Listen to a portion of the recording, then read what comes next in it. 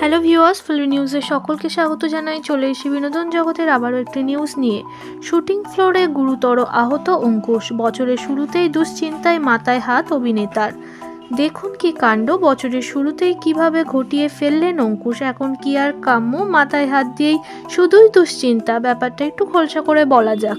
বছর শেষে ইনস্টাগ্রামের পাতায় একটা ছবি পোস্ট করলেন অঙ্কুশ। ছবিতে দেখা গেল তার ডান পায়ে নিক্যাপ লাগানো রয়েছে।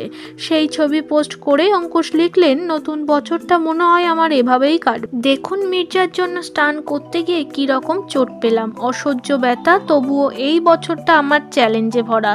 এই বছরটা আমার জন্য খুবই গুরুত্বপূর্ণ।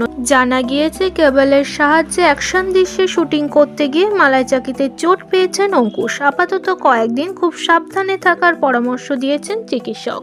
বিনোদন জগতের সব আপডেট নিউজ পেতে অবশ্যই চ্যানেলটি সাবস্ক্রাইব করে ফেলুন। চলে আসবো আবারও কোনো আপডেট নিউজ নিয়ে।